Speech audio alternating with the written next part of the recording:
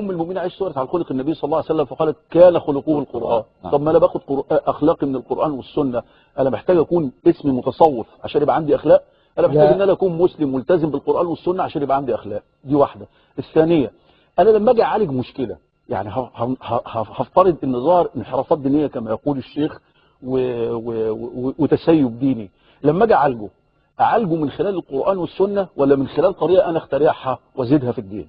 اللي هي مسألة الذكر والتمايل. انا لم يرد، هات لي في تاريخ، يعني انا إذا كنت بستبد شرعي من القرآن والسنة، هات لي في القرآن ما يأمر ان انا اقعد اتمايل واتراقص وانا بذكر الله سبحانه وتعالى، ده يتنافى مع الادب مع الله. هات لي من السنة النبي فعل هذا او فعله احد من صحابته، هات لي ده. دي اللي انا بقول، انت بتعالج قضية، انت شفت اخلاق الناس انحرفت. انت بتشوف ان الذكر ده مش من القرآن؟ طبعا بالطريقة دي، بهذه الطريقة. القرآن دعاني الى الذكر، الذكر له اداب. النبي صلى الله عليه وسلم اما كان يذكر الله، الصحابة اما كانوا يذكرون الله. ده كلام جميل جدا. خلينا نسمع تعقيب الشيخ علاء، اتفضل. لما تقولوا 1 2 3 4 في الالعاب السويدية حلال، لما اقول الله الله الله حرام، حضرتك خلطت هو كده. لا هو كده، حضرتك خلطت في الموضوع. لا هي كده. امر دنيوي وامر ديني. انا الان بتكلم عن تمرين جسدي وراه. السويدي لما اقول في 1 2 3 هو عايز حلال، امر دنيوي. الله الله امر دنيوي، امر دنيوي. يا سبحان الله يا اخي، انت الان تخلط في طب هل ده مضر في حاجه؟ مفيش خلط الامور، يعني يضر في خلط الامور. ممكن نوضح جزئيه بسيطه جدا، الخلط اللي واقع مضر. نعم مضر، هذا الكلام مضر. ما انا هقول اهو. الخلط اللي واقع عند الناس انه انت بتيجي تاخد امور دينيه تقيسها لي على امور دنيويه. لا موضوع الذكر لا الله. بهقول اهو. انا عايز اقول حاجه، ادوني فرصه بس اتكلم. ادوني فرصه بس اتكلم. اتفضل يا جماعه. انا وانت، انت ترى ان في امر وحش وانا بقول عليه حلو زي ما احنا شايفين الان. هنقعد للصبح كده، اللي يقرر ان ده حلو ولا وحش ايه؟ شوف مسطره نقيس بيها. لا الشرع. المسطره هي الشرع. حلو. تعالى حضرتك بتقول حلو، مش هو بيقول حلو وانا بقول وحش، من الذي يطالب فينا بالدليل؟ طيب ده كلام جميل جدا. هكمل بقى الجزئيه دي. لا لحظه. انت مطالب باقامه دليل يا شيخ علاء حوالين ان هذا له اصل شرعي. لا ما هو بس الجزئيه لو سمحت، انا برضه الناس ارجو ان الناس خليني يفهموها بعد اذنك في ثانيه واحده. اتفضل. علم الاصول بيقول انا وانت اذا اختلفنا في امر دنيوي، انت قاعد على الكرسي ده، انا مش عاجبني الكرسي ده شيء دنيوي اللي هي زي السويدي اللي احنا بنتكلم فيه. اذا اختلفنا في امر دنيوي فالاصل في الامور الدنيويه الاباحه، فالذي يمنع هو الذي يطالب بالدليل. فانا لو بقول لك الكرسي ده حرام، قول لي ليه؟ هقول لك ليه. وانت بتقول حلال، انا اللي بقول حرام، انا اللي اطالب بالدليل مش انت. الدليل تمام. اذا اختلفنا البينه على من ادعى. لا مش قاعده. اذا اختلفنا في امر ديني، انا وهو الان بنختلف في امر ديني مش دنيوي، مش بتكلم في السويد، انا بختلف في امر ديني. اذا اختلفنا في امر ديني فالاصل في الامور الدينيه الحظر. يعني انا لا اخذ امرا دينيا الا بنص، والا كل واحد هيخترع ويالف ويعمل شرع بمزاجه. رايك ايه في الكلام ده؟ ده كل واحد يخترع ويالف ويعمل شرع بمزاجه، ودي مساله طبعا لا في نقطه مهمه جدا. اتفضل. كل المسلمين يقول اشهد ان لا اله الا الله واشهد ان محمدا رسول الله.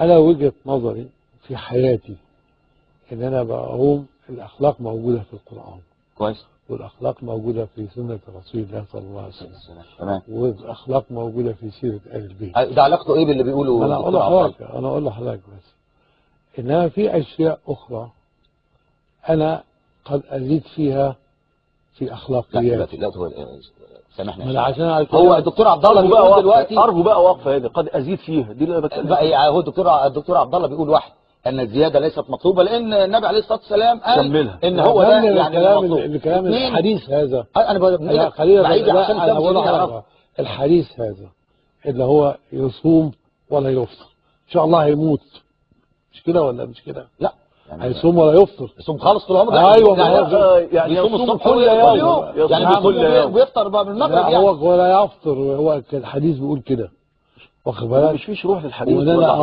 اقوم الليل ولا انام، والثالثه ان انا اعتزل النساء.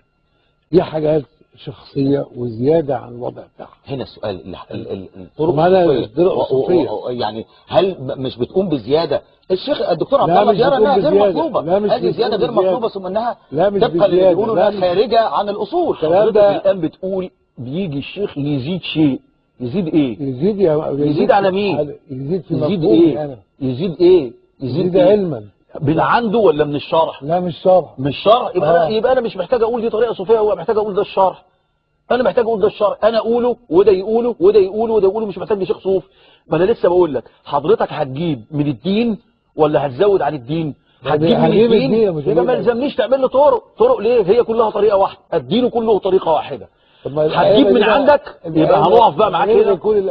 يبقى ما انا بقول لك مش بيقولوا ما بيزودوش عبد الله كل شيخ وله طريقه، فدي كل طرق في تربيه الناس هكذا يعني كل شيخ وله طريقه. ده كلام العوام. انا عايز انا الشرع طريقه واحده، الكتاب والسنه. يعني عايز اقول لا بالعكس، الائمه اللي حضرتك بنتكلم فيهم اللي هم زي ابو حنيفه والشافعي ومالك عليهم رحمه الله، لما اختلفوا ما كانتش طريقه، ده اختلاف في فهم النص، اما نابع من مشكله في اللغه واما نابع من مشكله في السياق، بيختلفوا في النص.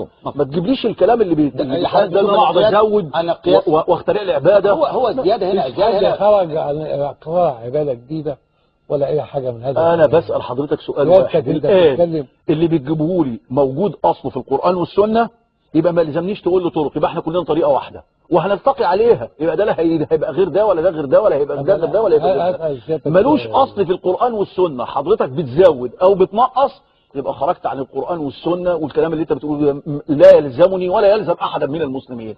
فانا باجي اقول احنا اختلفنا في مساله التمايل اللي انا شفته الناس اللي عماله تتراقص ده يتفق مع انا لو دخلت الان امام اي انسان واردت ان اثني عليه وقفت اترقص له كده، هيقبلني؟ أنا واقف بين يدي الله. من أين جئتم بهذا الترقص وجعلتموه دينا؟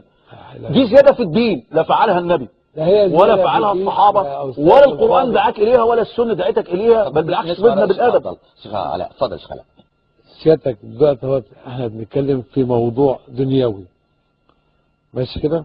هذا الموضوع الدنيوي له أثر على صحة الإنسان، مش كده ولا مش كده؟ إيه هو اللي كده؟ اللي هو الألعاب السويدية لها أثر. أيوة لها أثر على صحة الإنسان. تمام. لما أنا أقول 1 2 3 4 يبقى حلال، لما أقول الله يبقى أنا يبقى لا حرام. هي الفكرة اللي بيقولها الدكتور عبد الله، وعايز أسمع تعقيب حضرتك عليها، أن حينما أقول أو أتعبد هناك يعني إيه سمات للعبادة اتفق عليها الناس ودليل وشاذ الأشكال، وقد هو بيشوفها ان دي تجاوز منها إساءة في العبادة. إساءة لمين؟ ايه الإساءة اللي فيها؟ أستاذ الفاضل فاهم الإساءة أنا عندي الآن إنها بدعة ما كانتش موجودة. بدعة ما كانتش موجودة. طب ما في بدعة كتير كويسة، في بدعة حسنة وفي بدعة ضلالة، وكل ضلالة في كده. اعترض على هذا، مفيش حاجة اسمها بدعة كويسة. لما سيدنا عمر لما قال صلاة التراويح تبقى جماعة، قال نعم البدعة ليها أصل يا أستاذ، ليها أصل. هقول لك أصلا في بدعة حسنة، هقول لك وفي بدعة سيئة. اديني فرصة أرد. كلام ده في بدعة حسنة. عشان نفهم كمان من الشيخ عبد الله، الشيخ علاء يعني وجهة نظر. طب هسألك سؤال ثاني يا شيخ علاء معلش. أسمع مسألة مثلا إيه أن شيخ الطريقة لا أحد يستطيع إنه يعني ياخد أو يقوم بأي عمل إلا بالرجوع إليه أو بأخذ إذنه أو بالإشارة منه. ده نمرة 1. نمرة 2 بنتكلم على مسألة التوسل والأضرحة وخلافه. كل هذه الأمور هل لها علاقة بالصوفية ولا لا؟ حضرتك قول لي. لا علاقة بالصوفية. لها علاقة. يعني أنا سألتك سؤال، لو أنت محب لشيخك فبالأدب بتستأذنه في أي حاجة بتعملها.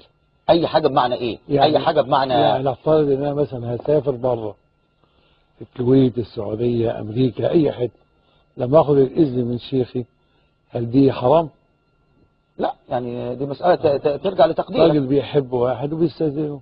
بس هو السؤال، هل بيتم استئذانه في تفاصيل حياتية أكثر دقة، بمعنى أعمل كذا ولا ما أعملش كذا، أروح كذا ولا ما أروحش كذا؟ طب ما هو معنى كده إن هو بيفرض يعني ما بيفرضش إن هو لا ما بيفرضش، مش بالطريقة يعني هو بيوضح للشيخ بتاعه مثلا أنا رايح مثلا السعودية، هتروح أنت لوحدك ولا مراتك معاك؟ لا هروح لوحدي. طب استثمارك فين؟ الحاجات دي كلها بيسألوا فيها. إذا كانت لها ظروفه المادية تعبانة أو حاجة كده بيقول له اتكل على الله. الظروف المادية مستريحة، لا يا ابني خليك قاعد جنب مراتك وعيالك.